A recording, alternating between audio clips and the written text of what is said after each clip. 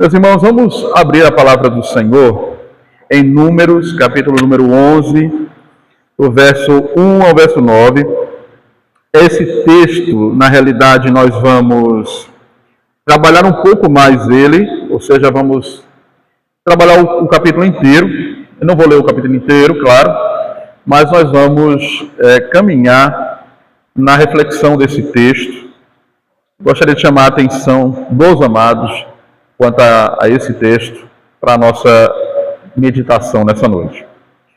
Números 11, do 1 ao versículo número 9. A palavra do Senhor diz: o povo se queixou de sua sorte aos ouvidos do Senhor. Quando o Senhor ouviu as reclamações, sua ira se acendeu. E fogo do Senhor ardeu entre eles e consumiu algumas extremidades do arraial. Então o povo clamou a Moisés. Este orou ao Senhor e o fogo se apagou. Por isso, aquele lugar foi chamado de Taberá, porque o fogo do Senhor se havia acendido entre eles. E o populacho, que estava no meio deles, veio a ter grande desejo das comidas dos egípcios. Também os filhos de Israel começaram a chorar outra vez, dizendo: quem nos dará carne para comer? Lembramos dos peixes que comíamos de graça no Egito. Que saudade dos pepinos, dos melões, dos alhos silvestres, das cebolas, dos alhos. Mas agora nossa alma está seca e não vemos nada a não ser este maná. O maná era como a semente de coentro, e a sua aparência era semelhante à de bidélio. O povo ia por toda parte e o colhia. Eles moíam em moinhos ou socavam em pilões. Depois o cozinhavam em panelas e dele fazia bolos. O sabor do maná era como de bolo amassados com azeite, quando de noite descia o orvalho sobre o arraial, sobre este também caía o maná. Vamos orar ao Senhor? Nosso Deus bendito, exaltado seja o teu nome, nós queremos te dar graças e te bendizer.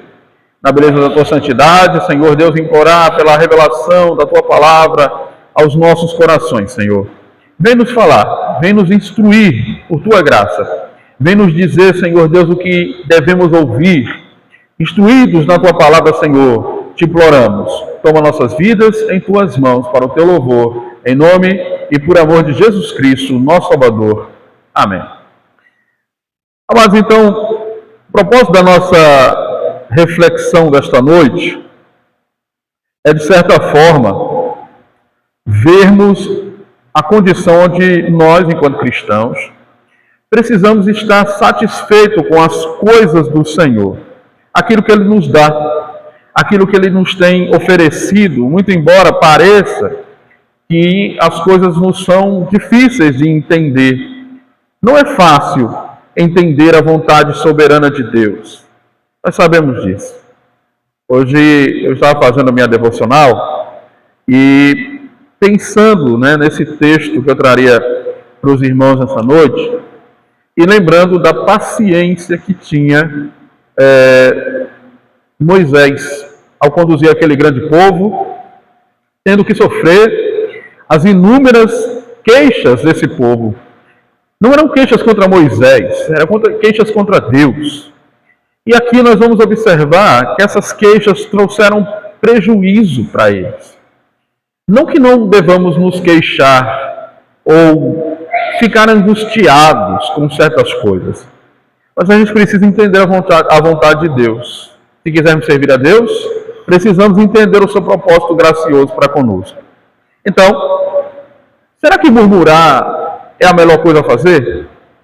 Reclamar é aquilo que nós, enquanto crentes, deveríamos ter costume? No caso aqui, nós observamos que isso tem seu preço.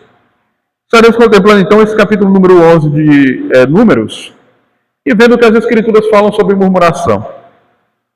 Na realidade, poucos de nós aprenderam a respeito de contentamento, irmãos. Esse é um outro ponto importante.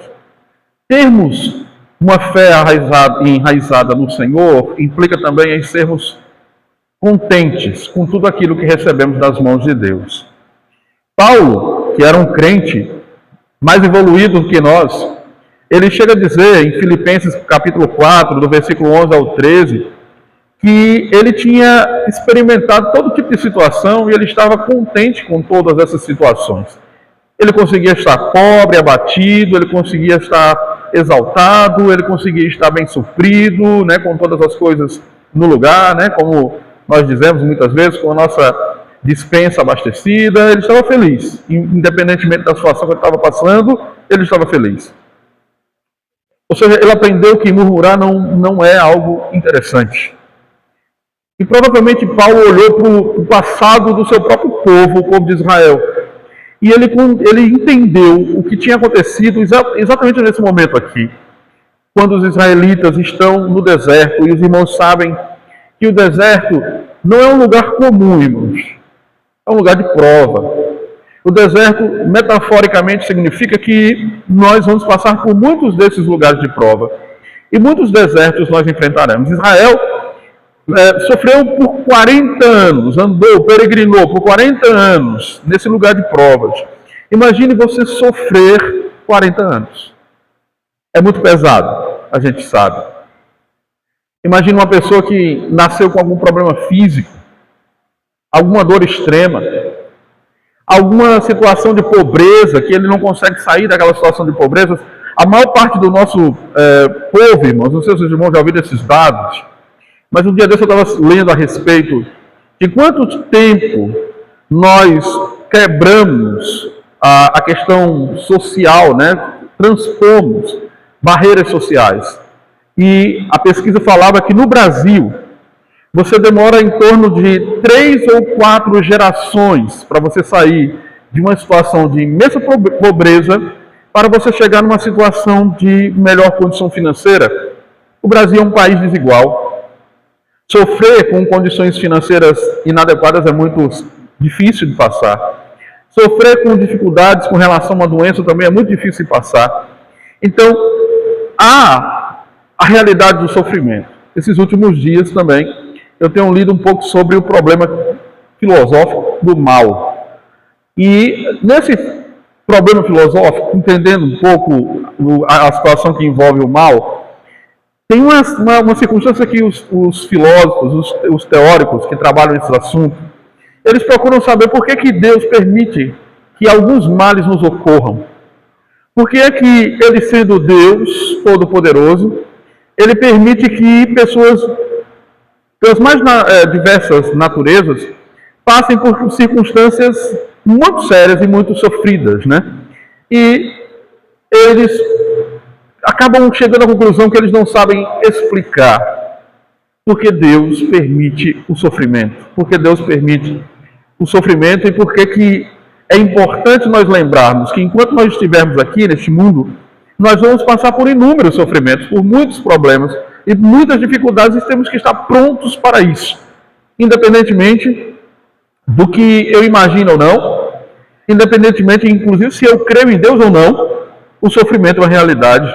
O sofrimento é algo que nós vamos ter que viver trabalhando com ele, entendendo ele e aos poucos caminhar com ele. E principalmente quando nós cremos em Deus, quando nós cremos no Senhor, aí é que nós precisamos ter um pouco mais de caminhar nesse sentido, de caminhar com o sofrimento, caminhar com as adversidades que temos passado, entendendo que Deus está nos levando ali, mas aquela situação não é permanente. E que o Senhor, ele vai permitir que circunstâncias melhores nos ocorram, mesmo que passe muitos anos, mesmo que sejam muitos anos que tenhamos que sofrer, o Senhor nos tratará dia após dia.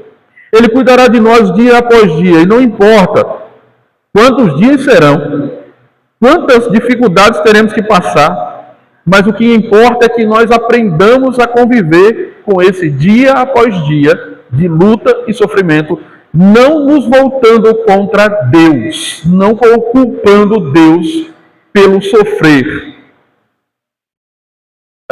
John Piper, que é um escritor bíblico, é um comentarista bíblico, na realidade, americano, pastor batista, ele fala a respeito de alguns desses sofrimentos, e ele fala, me chamou muita atenção a pregação que ele fez com relação a um casal da igreja dele que teve o seu filho num acidente de trânsito, morto. O filho deles, família crente, gente de Deus, estavam indo para a igreja e alguém deu uma fechada no carro deles e eles acabaram tombando, né, capotando. E o menino saiu pelo carro, né, ele não estava preso ao cinto, por algum motivo ele saiu do carro e morreu.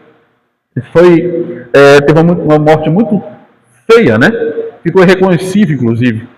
E ele faz um sermão muito emocionado a respeito dessa situação na sua igreja, dizendo por que Deus permitiu aquilo.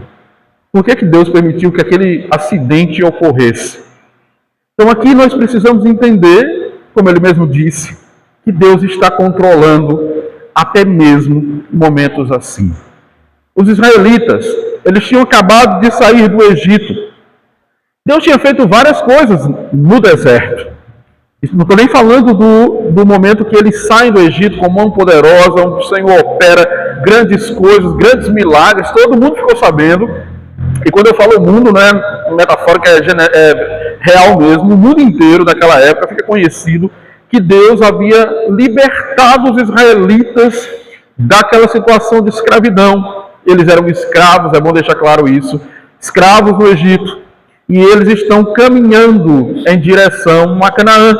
Na realidade, eles poderiam, inclusive, terem chegado mais cedo do que poderiam, né, do que deveriam, no caso dos 40 anos, mais cedo do que os 40 anos, mas por causa da incredulidade, os irmãos sabem que tão logo os israelitas eles atravessam, chegam na terra de Canaã, perto de Canaã, há uma desilusão e os israelitas acabam tendo que dar meia volta porque os espias desencorajam o povo e isso muda a trajetória do povo de Israel e eles têm que agora peregrinar por 40 anos no deserto. Deus estaria testando esse povo por 40 anos no deserto. Mas isso não seria só enfrentar um deserto sozinho, irmãos. É importante dizer isso porque também está dentro daquilo que nós entendemos como vida espiritual. Deus não está nos enviando para as provas, para as circunstâncias adversas, para vivermos sem assistência dele. Muito pelo contrário, ele está fazendo com que nós aprendamos com ele enquanto caminhamos nesse mar de lágrimas que é este mundo, mas nos conduzindo com sua mão poderosa e benigna para conosco. O deserto, então, pode ser um lugar de muito florescimento de fé. Muito embora pareça arenoso, pareça sem nenhum tipo de expectativa de algo importante, ou de algo que cative nossos olhos, a gente olha para uma árvore no deserto, se caso não existir, e você verá ela muito seca, fruto nenhum sai dali, o calor, a dificuldade que existe no lugar, pode nos fazer perder o entendimento de que não é o mundo inteiro que é assim, e que aquilo é só uma questão geográfica.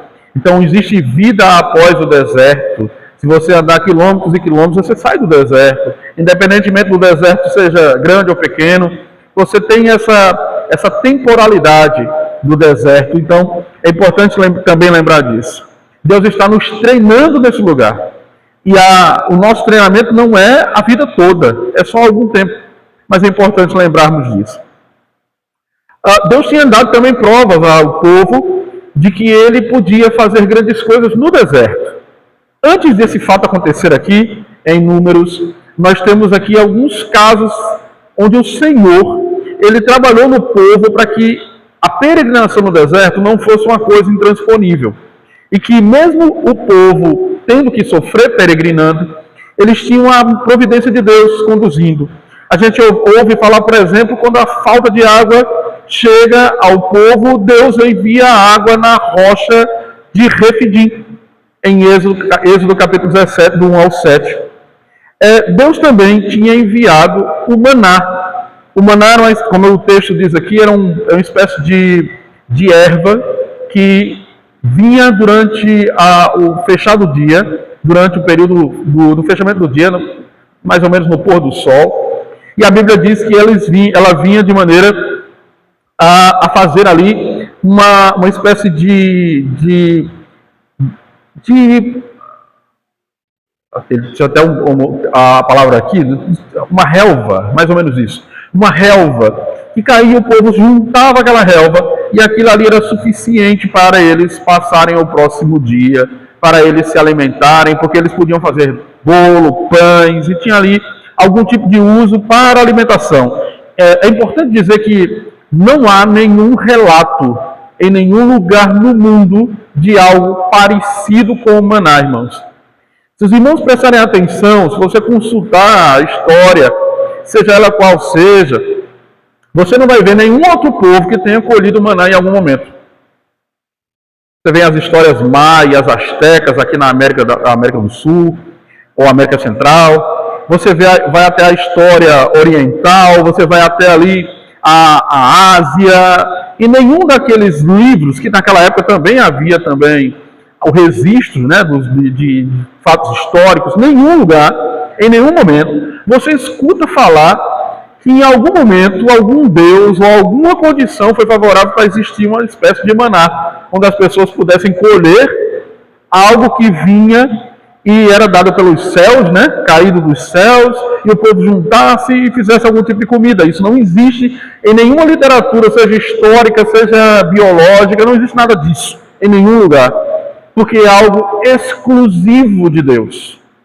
Deus deu exclusividade ao seu povo eleito, e essa exclusividade ao seu povo eleito permitiu que Israel fosse sustentado por Deus durante todo esse tempo.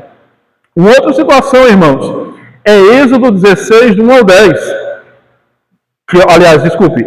Êxodo 16, do 11 ao 21, onde o Senhor também atende ao povo e depois da murmuração do povo, ele envia codornizes ao povo, algo muito parecido com o que vai acontecer aqui. Deus envia codornizes do capítulo 16, né, do 11 ao 21, ou seja, Deus também tinha providenciado muitas vezes até carne para o povo enquanto eles peregrinavam no deserto. Aí é que está a situação.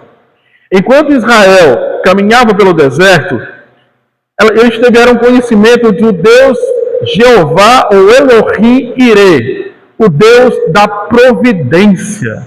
Deus tinha sido para esse povo o Deus da providência.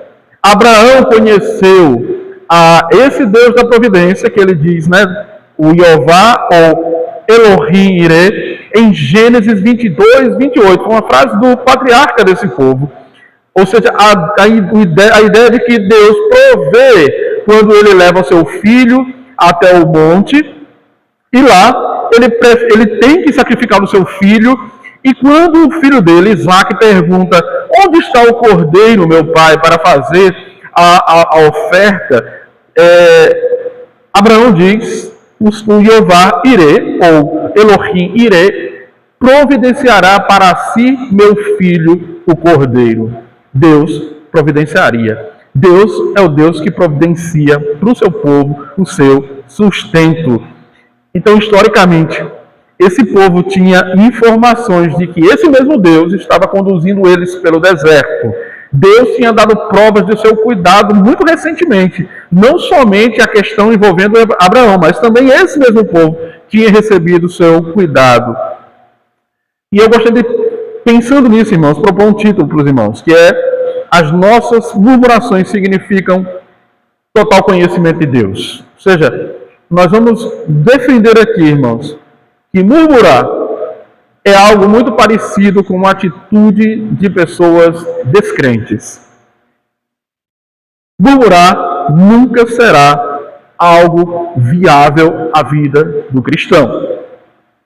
Quem murmura, quem reclama de tudo, se não são pessoas que não conhecem o Jeová Irê, o Elohim Irê.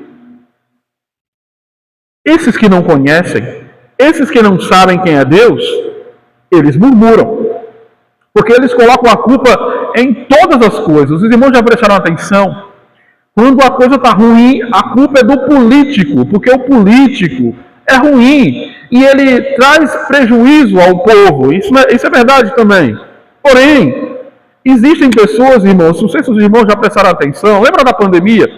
Na pandemia, houve muitas pessoas que quebraram, porque tiveram que fechar os seus negócios. Mas tiveram muitas pessoas que ficaram mais ricas durante a pandemia, porque eles começaram a investir em outros negócios e ganharam mais dinheiro com esses outros negócios e tiveram melhorias em momentos de crise. Então, será que o problema que eu tenho, geralmente, eu posso atribuir a outro, a outrem, como político, por exemplo? Eu posso atribuir ao fato de eu ter nascido na pobreza ou alguma outra situação? Ou será que muitas vezes o problema não está em mim, que reclamo, e estou sempre, muitas vezes, procurando algum tipo de espantalho para dizer: é esse o problema, é essa pessoa que não tem me feito crescer de alguma maneira. O problema pior ainda é quando eu coloco a culpa em Deus. Quando eu digo que Deus não se preocupa comigo. Ele não é o meu Deus porque ele não tem me favorecido como ele tem favorecido ao meu irmão. Lembra aquela história lá, né?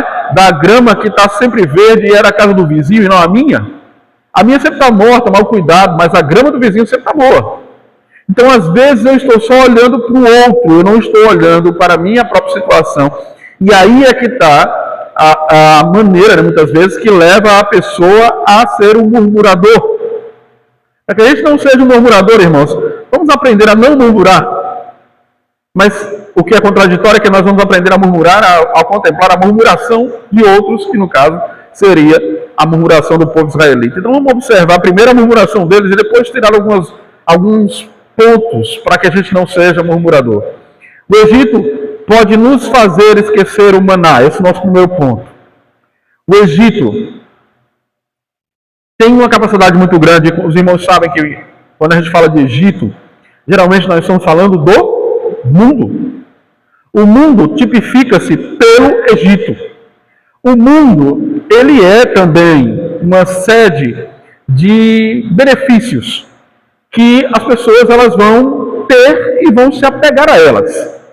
Lembra que Israel está falando a respeito da comida do Egito?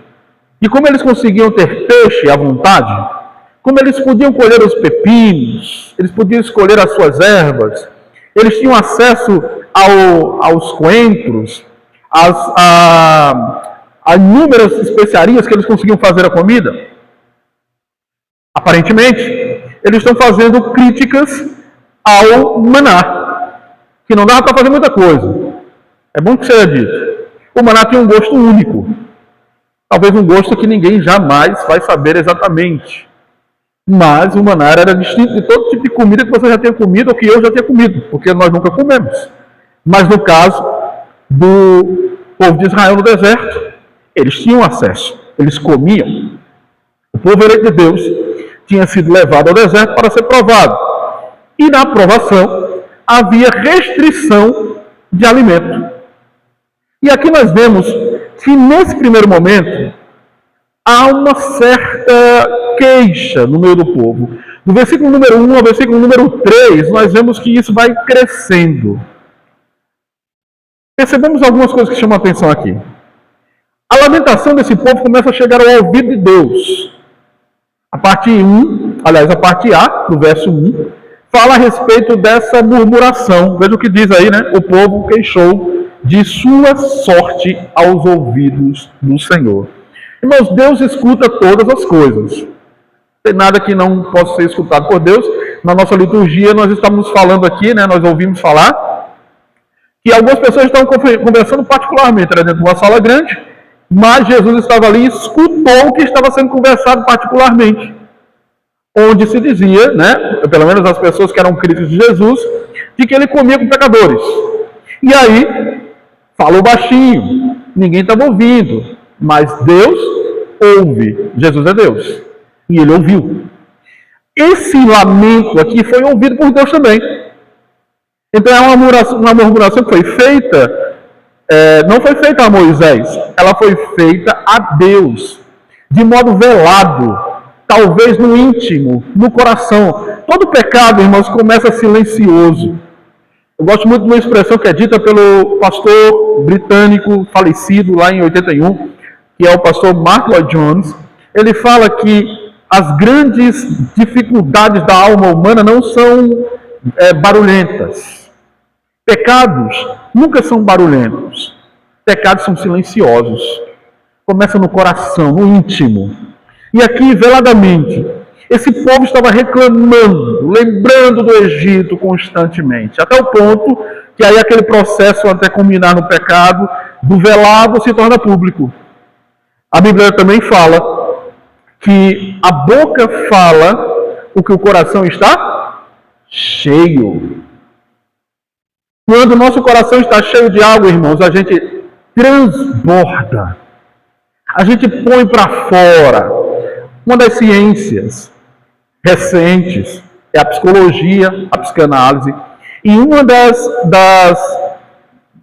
maneira como se trabalha a psicanálise e a psicologia é você chegar e uma pessoa que está ali anotando seus problemas, ele simplesmente ouve os seus problemas e ele faz ali um monte de observações e ele só te escuta. Você paga para uma pessoa te escutar. Ele fica ali 30 minutos, ele escuta. Quando termina, ele diz, olha, você vai tomar um tal remédio, ou você vai fazer tal procedimento. Nada mais do que isso. Mas você está pagando para ser escutado. Porque esse tipo de conduta do nosso ser, nós somos pessoas que nos comunicam, né? Temos a capacidade de nos comunicar, e a gente tem essa conduta de pôr para fora, externar, colocar algo, porque nós queremos dizer algo. Mas será que essa maneira onde nós expomos o que está dentro de nós mesmos é o mais correto? Você já prestou atenção que existe um recurso espiritual que é a oração? E a oração não é dita para todos os homens, é dito apenas para Deus? Isso também faz com que você fale. Isso também faz com que você tenha um recurso de externar o que está dentro de si mesmo. Isso é um benefício. Mas, diferentemente de externar para o homem que não conhece você e que geralmente usa seus problemas para fazer juízo de você, quando você faz uma externação, né, traz uma externação do seu próprio coração a Deus em oração, isso faz com que você receba conforto de Deus. É muito melhor orar. Isso aí, irmãos, eu sei que existem o benefício dos psicólogos, né? Na nossa igreja tem um monte de psicanalista, psicólogo e tudo mais. Existem esses benefícios, mas é melhor você orar. Colocar primeiramente diante de Deus. Esse é um benefício. Isso é uma dádiva que nós recebemos do Senhor. Esse povo estava falando dentro de si mesmo e começou o murmúrio sobre a sua condição. E aí acontece um negócio, da mesma maneira como algo começou velado, outra coisa aparentemente começa velado, mas de uma forma um tanto quanto estranha. Porque nas extremidades do arraial, algumas pessoas começam a morrer consumidas. Aí você pergunta, como é que isso aconteceu? Vocês lembram que durante a noite o povo de Israel caminhava e tinha uma coluna de fogo? Os irmãos lembram? Todas as vezes que o povo eles paravam e se acampavam, existia uma coluna de fogo. Os irmãos talvez não prestam atenção no texto, mas esse ponto é muito interessante. Imagine nós aqui, estamos aqui no meio do deserto. Mas, se você quiser andar daqui para ali, existe um negócio meio estranho, porque tem um fogo cobrindo aqui, protegendo esse local onde nós estamos. Isso significa que existia a presença de Deus ali, impedindo que o povo morresse de frio no deserto. Lembra-se disso? O deserto é altas temperaturas durante o dia e baixíssimas temperaturas durante a noite. Então, durante a noite, chegava a menos de 1 grau, ou 2, 3 graus. Quem não tivesse roupas muito pesadas, morreria de frio nesse lugar. Mas Deus providencia ao povo o calor do fogo dele próprio, né? que consumia, que estava ali ao lado, ali, era um fogo espiritual, obviamente, causado pelo próprio Deus, o Senhor mesmo providenciava tudo isso. Mas esse fogo também, além de proteger, importante esse ponto, né? Ele punia, era fogo consumidor. Esse era o fogo do juízo de Deus. O Senhor, então, estaria queimando pessoas que estavam nas extremidades do arraial. Essas pessoas estavam morrendo. E eles não estavam perto do fogo, o fogo ia até eles e os matava onde eles estavam, consumidos pelo fogo. E aí começa-se aquele burburinho, né? Aquela circunstância de desespero. As pessoas vão até Moisés e dizem: olha, tem gente morrendo. E aí ninguém sabia por que isso estava acontecendo. É feita uma oração no intuito de aplicar a ira de Deus, mas a questão ainda não estava resolvida. A gente vê isso nos versículos 2 e 3 do nosso texto, onde a palavra do Senhor diz assim: então o povo clamou a Moisés, este orou ao Senhor e o fogo se apagou. Depois que eles oram, o fogo apaga. Por isso aquele lugar foi chamado de Taberá, porque o fogo do Senhor se havia acendido contra eles. Mas de onde veio a reclamação? Porque, tudo bem, o fogo apagou, a ira de Deus se aplacou. Mas, de onde veio a reclamação que deu origem ao fogo? Os irmãos sabem que todas as vezes que o povo falhava contra Deus, o Senhor levantava uma praga, ou um inimigo, ou um intempérie, uma situação difícil, o chão se abria muitas vezes. E aí o que acontece? É preciso saber onde está o pecado. Isso serve para eles e serve para nós. Todas as vezes que algo acontece contra nós, irmãos, não é todo o tempo que é assim, mas em geral, todas as vezes que vem algo contra nós e nada funciona, a gente tem que perguntar: onde está o erro? Onde está o problema? Onde eu estou falhando? Porque pode ser problema em mim mesmo. O meu pecado pode estar trazendo prejuízo à minha vida espiritual. E é isso que é feito aqui em Israel. Do versos 4 ao 5, nós vemos a identificação do problema. O texto diz: o populacho que estava no meio deles veio a ter grande desejo das comidas dos egípcios. Também os filhos de Israel começaram a chorar, outra vez dizendo: quem nos dará para comer? Veja, descobre-se onde está o problema. Era no populacho. Aí você diz: o que é que significa populacho? Populacho, irmãos, era provavelmente o povo não puro de Israel. Os irmãos sabem que quando Israel sai do Egito, existia tanto aqueles que eram genuinamente filhos de Abraão, como também aqueles que não eram filhos de Abraão. Eles eram mestiços. Eles tinham ali uma espécie de ligação, tipo os agregados nas nossas famílias. São nossos cunhados, cunhadas, não são aquele núcleo mais genético nosso, né? Os agregados geralmente são essas pessoas. Então, imaginando que o povo de Israel não estava em fidelidade com Deus, quando eles saem do Egito, eles têm ali alguns agregados. E eles são os populachos. São pessoas que não são judeus, mestiços, não são totalmente filhos de Abraão, mas eles estão lá. Perceba outro ponto aqui, irmãos. A gente tem muita coisa para dizer sobre esses pontos aqui, porque tem várias verdades espirituais aqui. Mas imagine só, essas pessoas não estavam comprometidas com Deus. Eles não eram crentes totalmente. Eles eram pessoas que tinham uma admiração pelos crentes. Eles viviam às margens da igreja, mas eles não eram crentes. Eles gostavam de ir para o culto, ouvir os sermões. Eles gostavam de saber dos benefícios de Deus que alcançava o povo. E ficava ali, né, de uma certa maneira, tendo algum tipo de ligação com a igreja, sem se tornar igreja. Sem ser, de fato, o povo de Deus. Mas um povo que ficava à margem, longe, distante. Onde começa? Começa no incrédulo.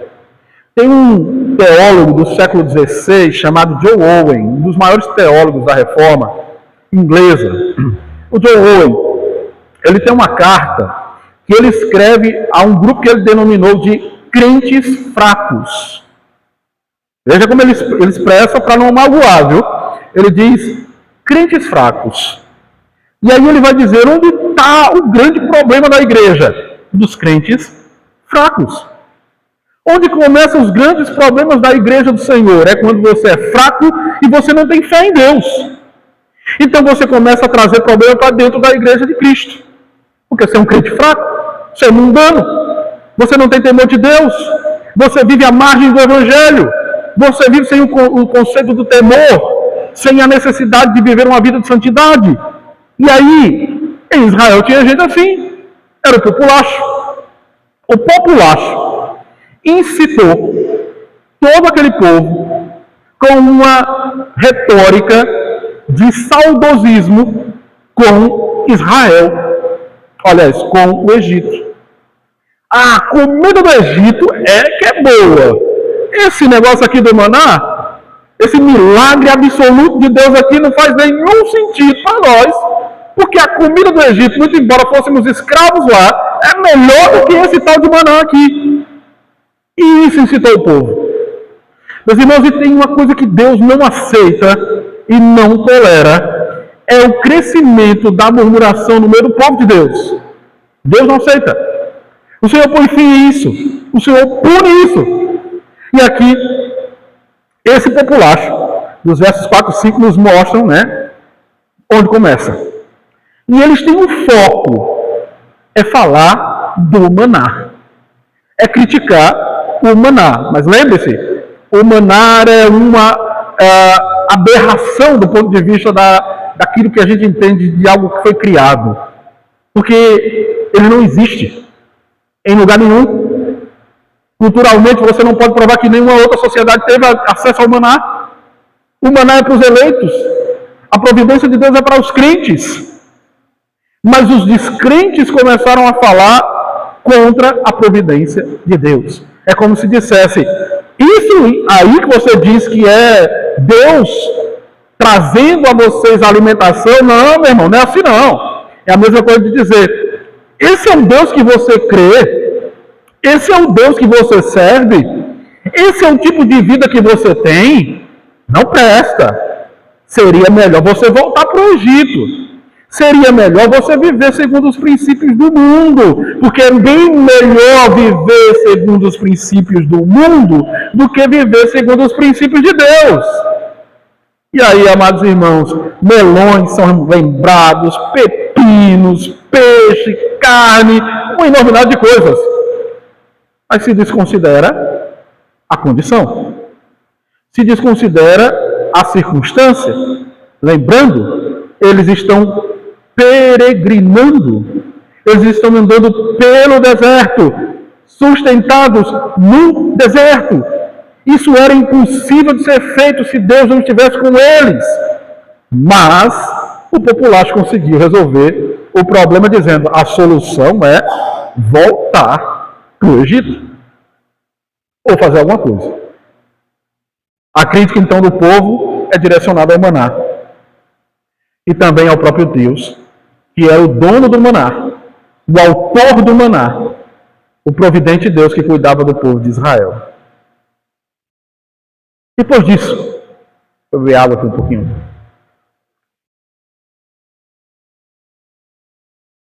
A murmuração ela não vai só a Deus, ela começa a ir até Moisés.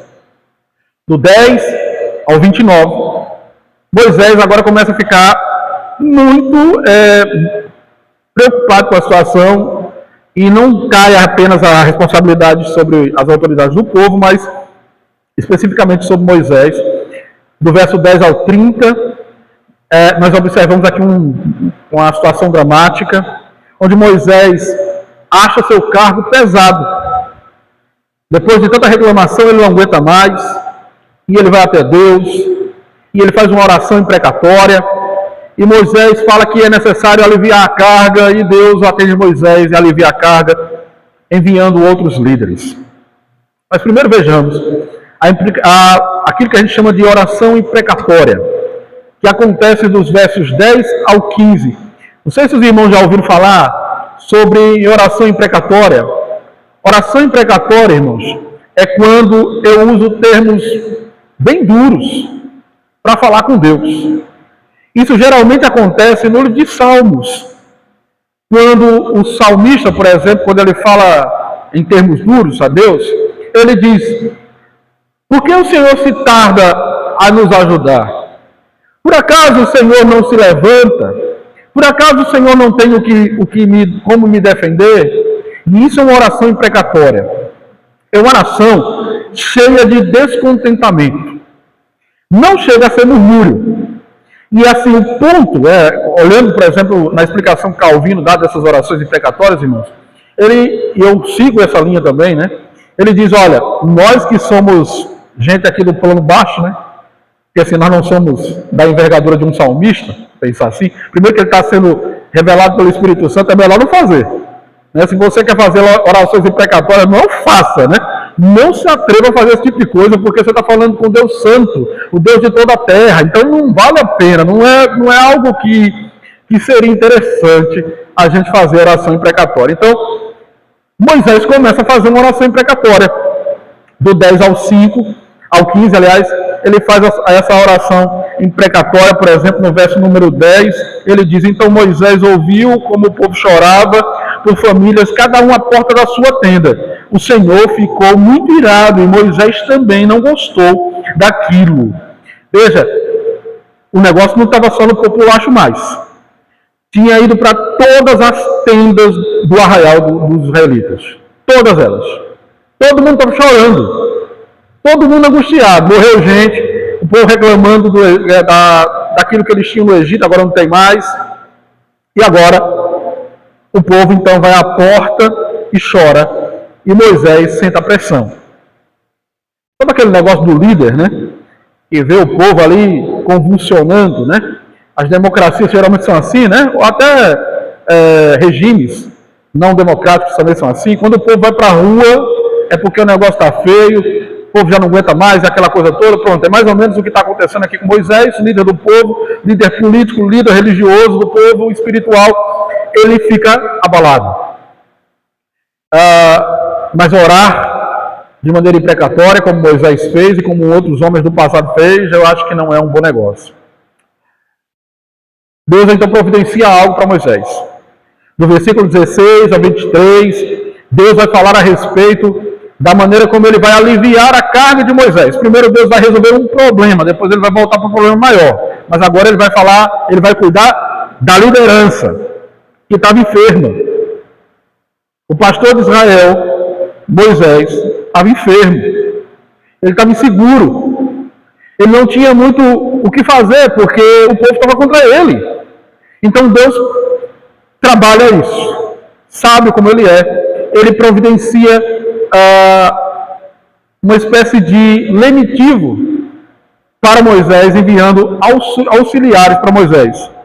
Esses seriam 70 homens de idade avançada, por isso o nome deles aqui, né? Anciões, que ajudariam no trabalho da tenda. Aqui você vai perceber que depois desse momento, novamente, nós encontramos esse número de 70 para a liderança, quando a gente vai ao Novo Testamento. Os irmãos lembram do Sinédrio? Sinédrio significa 70. Porque o governo de Israel, a partir desse evento aqui, se tornou um governo de 70 anciões. Até os dias do nosso Senhor Jesus Cristo existiu o Sinédrio, e ele continuou a existir por anos, milênios, inclusive, né? Anos e anos depois desse evento aqui. Deus deu 70 homens a Moisés, que eles iam conduzir o povo juntamente com Moisés. E Moisés tem dúvidas, quando o Senhor estava resolvendo o problema, a respeito da providência de Deus. Porque Deus promete que ele ia dar, mais uma vez, comida para o povo, carne para o povo. Mas Moisés fica vacilante. No verso 21 e 22, nós vemos isso. Veja o que diz o texto. Moisés, porém, respondeu: este povo no meio do qual estou é 600.000 homens em pé. E tu dizes, eu lhes darei carne, e eles comerão durante o mês inteiro. Quantos rebanhos de ovelhas e de gados teríamos de matar, para que tivessem o suficiente? Ou será que bastaria se ajuntássemos para eles todos os peixes do mar? Veja que Moisés está falando, irmãos. A gente tinha acabado de ouvir aqui na nossa liturgia que o Senhor Jesus Cristo ele deu alimento para mais de 5 mil homens. A contagem aqui é parecida, mas é uma contagem bem maior. Pense em 600 mil homens multiplicado pelos seus filhos e mulheres. Provavelmente aqui nós temos por baixo uns 3 milhões de pessoas. Por baixo. 2 milhões de pessoas, vamos botar assim? 2 milhões de pessoas. Eles tinham muitos filhos naquela época. Ele está falando de homens a partir dos 16 anos. Homens. São 600 mil. E Moisés, usando uma mentalidade mundana, sem considerar a providência de Deus, sem considerar o poder de Deus, ele diz, tu está me dizendo, o Senhor está dizendo, que vai alimentar 600 mil homens, e Moisés teme, ou duvida. Ainda nesse ponto, nós vemos profecias que estão sendo dadas ao povo. Enquanto Deus está curando Moisés, trabalhando na liderança de Israel e levantando profetas dentro do povo, porque desses 70, todos eles eram profetas, se tornaram profetas na época. Depois eles nunca mais profetizam, mas a profecia que foi dada ali estava significando ali que Deus estava dando a eles sabedoria para conduzir o povo. Do versículo 24 ao 30, você observa que alguns desses homens não estão entre os 70. Transbordou a graça de Deus. De tal maneira que fora dos 70, aparecem ainda 2 outros homens, chamados Eldade e Medade, que eles começam também a profetizar. Aí vem um rapaz e diz assim, olha, Eldade e Medade estão profetizando, o que é que a gente faz? E Moisés, ele diz que não se deve mexer nisso dali. E aí ele diz ainda assim, que era importante que todo o povo profetizasse. Sabe o que Moisés está nos ensinando, irmãos? Todo o povo da igreja, todo o povo de Deus, precisa de sabedoria.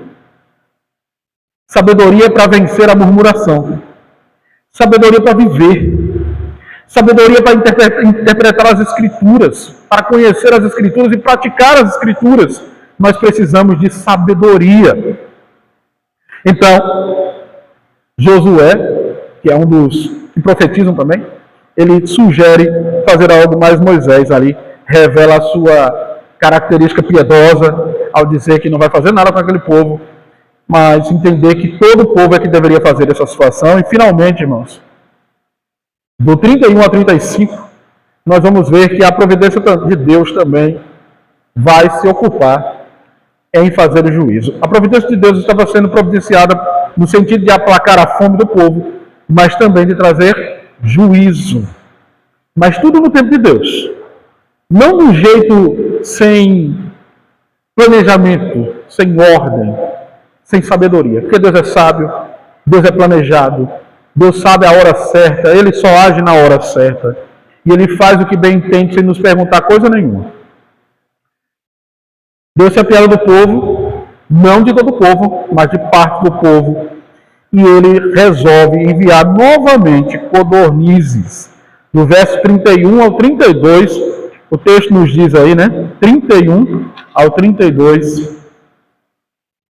nós lemos o seguinte. Então, soprou um vento do Senhor e trouxe codornizes do mar, e as espalhou pelo arraial em todas as direções, em extensão de cerca de 1 dia de caminhada, a uma altura de quase 1 metro sobre a terra. Todo aquele dia, toda aquela noite, e também no dia seguinte, o povo se levantou e recolheu as codornizes. O que menos recolheu, teve 10 montões, e as estenderam para si ao redor do arraial. Eu fiz a conta, E você sabe quanto dá um dia de caminhada, irmãos? Quantos quilômetros dá um dia de caminhada? Você já se perguntou? Dá em torno de, se você andar 4 km por hora, 4 km por hora, que é uma velocidade devagar, você vai ter 160 quilômetros. Se você andar mais rápido, a 6 km por hora, você vai ter 200 quilômetros. É um raio de 200 quilômetros quadrados. 200 quilômetros quadrados, irmãos, é quase mais do que essa cidade inteira. Mais do que essa cidade inteira e o interior dela. É muito longe, dá para chegar em Natal, 200 quilômetros. Os irmãos terem uma ideia. Então, 200 quilômetros tinha codorniz em tudo quanto era canto. O povo só foi lá e pegou. Eles apanharam as codornizes e comeram. Porque tinha de sobra, irmãos. Porque era para mais de 3 milhões de pessoas. Tinha de sobra. Eles foram lá e comeram. Aí Deus mostrou a Moisés que ele pode fazer coisas impossíveis. De onde vieram essas codornizes? O texto aqui diz que soprou um vento lá do mar. E essas codornizes, de onde elas estavam, talvez espalhadas por todos os cantos da terra, Deus juntou essas codornizes exatamente onde estava o arraial dos israelitas. E lá elas foram morrer porque elas serviriam de comida para o povo de Israel. Imagina a quantidade de codornizes, irmãos. E elas não estavam voando alto. É outro problema. Porque codornas, né, codornizes, voam alto. Elas vão baixo. Elas estavam baixo. 1,5 metro de distante do chão. Elas só vão chegar, pegar ela, botar no saco, levar para casa e comer.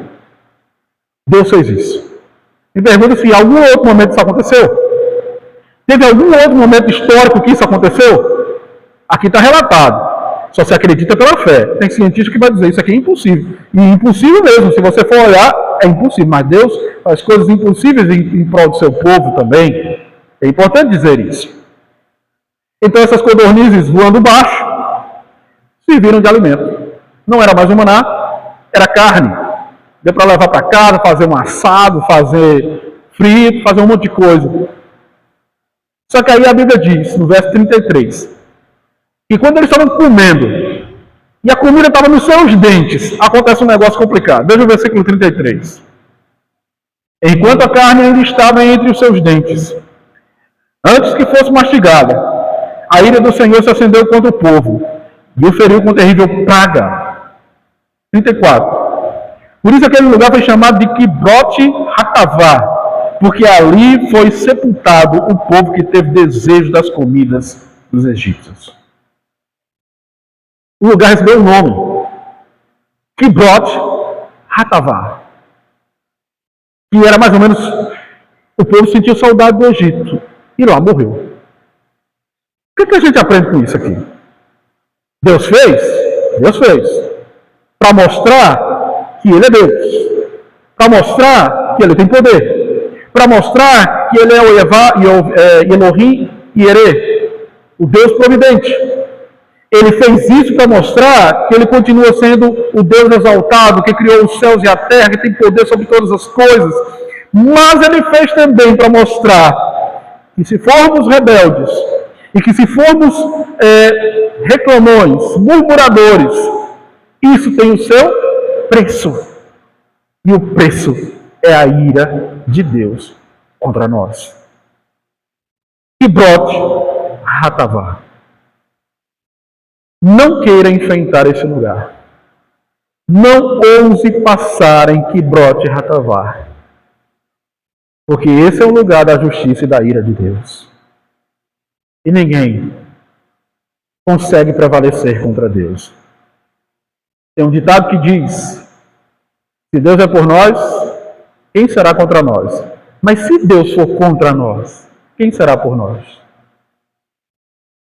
Se Deus for contra nós, não tem mais nada em que nos ancorarmos. Não tem mais nada onde possamos nos fundamentar. Murmuração nunca será algo típico de cristãos, de homens e mulheres que aprenderam a depender de Deus e conhecem o Deus de toda providência. Algumas lições podem ser tiradas desse texto, irmãos. Primeiro delas, as reclamações têm limites. Às vezes elas revelam alguns pecados secretos que nós podemos contemplar. Às vezes pecados em nós fica difícil de entender, porque às vezes nós meio que bloqueamos o nosso senso crítico com relação aos nossos próprios pecados. A gente é muito bom, nós somos muito bons de identificar o pecado do outro, mas não o nosso próprio pecado. Nós temos bloqueadores de pecado para nós mesmos. Mas o pecado do outro para a gente, meu amigo, parece aquele sonar, daqueles submarinos mais modernos, nucleares que existem. Parece que todo mundo sabe o que é o pecado do outro. Mas o pecado de si mesmo, não. Mas ele tem limite. O pecado tem limite, as murmurações têm limite. Deus não aceitará que vivemos uma vida de murmuração e insatisfação. Lembra, irmãos? Murmurar contra Deus significa eu não estou contente com Deus. Murmurar contra Deus é dizer eu não preciso de Deus. Talvez esse Deus não seja nada do que eu imagino que ele seja. Eu preciso de algo mais. Eu vou procurar em outro lugar. Qual foi o lugar que os israelitas acharam que tinha? No Egito. Parafraseando o Egito, onde fica o Egito? No mundo. É o primeiro lugar onde você vai olhar. Quando você começa a reclamar de Deus, o primeiro lugar que você olha é para o mundo. Você reclama da mulher de sua casa que Deus lhe deu, ou do homem da sua casa que Deus lhe deu, e você olha para as mulheres que estão onde? No mundo. Você reclama do marido que Deus lhe deu, e onde você olha? Para os homens que estão no mundo. Porque a questão é, onde você vai substituir as dádivas de Deus? Onde vai substituir a providência de Deus se não é no mundo? O maná não presta. Presta a comida do Egito. Ora, irmãos, não há meio termo. Se você diz que o maná não presta, você está comparando com algo que presta, ao seu modo de ver. Que nesse caso é uma comida de um povo estrangeiro, idólatra, condenado, que o Senhor julgou, exterminou. Mas você ainda está dizendo, a cultura egípcia é admirável. A maneira que eles se comportavam é admirável. Eu quero viver como um egípcio. Nós queremos viver como um mundano, irmãos? Portanto, nós precisamos observar o que a gente coloca no lugar quando a gente murmura. Quando a gente murmura da providência de Deus. Sabe aquele emprego seu? Aquele emprego que você recebe um salário muito baixo e que você pensa, eu mereço mais. Ou aquele negócio seu que você acha que dá muito lucro e não dá. Você olha para uma outra pessoa que tem o seu mesmo ramo de trabalho e você diz assim, ele ganha muito mais do que eu. Aquele negócio da grama mais verde, né? É a mesma coisa. Eu estou olhando para além daquilo que eu tenho recebido de Deus e eu estou reclamando da providência de Deus. Eu estou reclamando do que Deus pode me dar.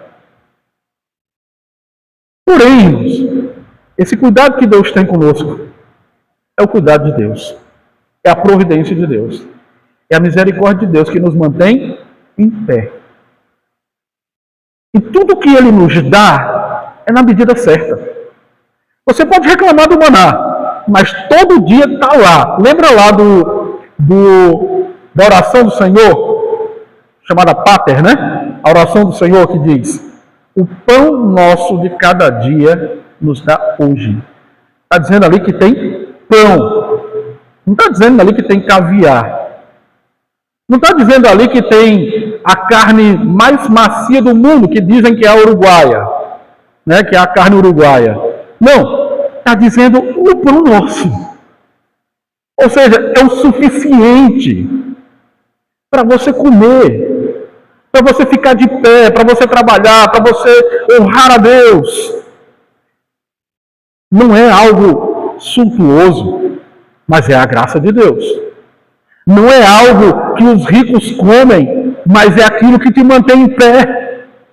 É aquilo que te dá condição de continuar vivo, glorificando a Deus magnificando o seu nome, servindo a Ele com aquilo que você recebe pontualmente, todos os dias, por causa da graça e da providência de Deus. Ou seja, irmãos, Deus pode nos conceder algo que Ele não quer, que foi o que aconteceu com os egípcios, os israelitas aqui. Ele não queria dar. Ele queria que o povo continuasse comendo maná. Ele pode nos dar? Pode nos dar. Mas isso significa que quando Ele nos dá o que Ele não quer, não significa que você dobrou Deus. Veja o murmurador. O murmurador, ele quer algo muito necessário na mente dele. Ele não aprendeu que a providência de Deus nos dá o suficiente. Ele quer além da providência. Um texto muito claro a respeito disso é a parábola do filho pródigo. O filho pródigo, ele tinha comida na casa dele, não era? Muita comida, o pai era rico, abastado. Mas ele disse assim, não, isso aqui é insuficiente para mim. Eu quero mais. Eu quero dominar a riqueza do meu pai. Eu quero fazer o que eu quiser, sem interferência de ninguém. A mesma coisa acontece com o murmurador, irmãos. O murmurador, ele diz assim, tudo que Deus me dá é insuficiente. Eu quero muito mais. Isso aqui não é suficiente. Eu preciso de muito mais. Eu vou fazer do jeito que eu quero, não do jeito que Deus quer, mas do jeito que eu quero. E às vezes Deus diz, tome, como Ele deu para o filho pródigo. Faça o que você quer. Como Ele permitiu que uma árvore que tivesse sido plantada no jardim do Éden tivesse acesso a Adão e Eva. Só que essa árvore e seu fruto significava juízo. Significava que Deus ali tinha dito, olha, está aqui, mas não faça. Eu quero ver o quanto você é disciplinado. Tinha uns professores no meu tempo, irmãos, não sei se vocês pegaram professores assim, mas meus professores eram mais ou menos assim, alguns deles, nem todo mundo. Eles pegavam, na hora da prova, saíam e deixavam a gente fazendo prova. Aí a gente olhava assim, naquela época não tinha, né? Mas dava vontade de olhar, se a gente fosse pensar com a mente de hoje, será que tem alguma câmera aqui, no caso, olhando, né, se estamos colando ou não, né? Eu não sei se aqui fala colando, né? Na minha cidade é colar, e falar também aqui. Pronto. Então, mas daí, daqui a pouco, os professores voltavam. E estava todo mundo trocando informações da prova, né? E aí ele dizia bem assim pra gente, está vendo como vocês não conseguem fazer por conta própria? Está vendo como vocês são, na realidade, não conhecem o assunto? E é como se dissesse, vocês não são de confiança. Porque confiança é isso, irmãos. Confiança é você deixar um celular num lugar, uma coisa cara no lugar, e seu coração não se prender naquele local e tirar aquela coisa do lugar, porque o seu coração desejou aquilo e consumiu aquilo, e roubou aquilo, inadequadamente. A confiança de Deus é dizer assim, você tem tudo à sua disposição, mas você não pode pegar tudo que você quer. Você não pode fazer tudo o que você quer. Ou seja, se você é crente, irmãos, se nós somos crentes, como diz a palavra, né? Todas as coisas me são lícitas, mas nem todas as coisas me convêm. Uma das características, John Stott fala isso, né? Uma das características do homem crente é que ele é um homem equilibrado. É uma mulher equilibrada. Nada está fora do controle. Existe domínio próprio. Existe contentamento. E tudo está perfeitamente alinhado no homem crente, na mulher crente. Então, se você vê algo na sua frente que não é seu, você não pega. Você não rouba. Se Deus te deu a capacidade de ir, por exemplo, a uma certa velocidade, você quer ir além daquela velocidade, provavelmente você vai colocar a sua conta em risco. Mas o fato é que você andando um pouco mais devagar, você chegará no mesmo lugar. Você não precisa pular etapas. Nós não precisamos pular etapas. Nós precisamos de paciência. Paciência. Porque o deserto é longo, mas ele termina. O deserto não é para sempre, irmãos. Ele termina. Mas a gente precisa aprender com Deus, sobre Deus. Nós precisamos caminhar com Deus. É parte do nosso treinamento. É parte da nossa consagração. A murmuração, no entanto, é uma prova de que não estamos preparados para caminhar com Deus. Que não estamos preparados para entender os métodos de Deus. E aí nós fazemos o que nós bem entendemos, do jeito que nós bem entendemos. E o preço sempre vem. Aquilo que o homem planta, ele colhe. Se ele está plantando no seu coração a indignação, a ruína, ou a lamúria, o murmúrio, o Senhor conhece o nosso coração. O nosso pensamento íntimo Deus conhece. Ele sabe o que nós queremos. E é preciso que nossos corações estejam equilibrados e concentrados nele. Contentes nele. Para que, de fato, irmãos, não enfrentamos problemas. E eu estou falando realmente em um fogo que nasce nas extremidades do arraial e consome não só o populacho, mas pessoas que se diziam cristãs, puras, homens e mulheres tementes a Deus, sejam consumidos com o fogo da ira de Deus quando vier sobre o arraial a própria justiça e a própria ira de Deus. Que Deus não nos faça assim e que nos faça um povo que sempre glorifica a Deus por tudo aquilo que temos recebido. Amém?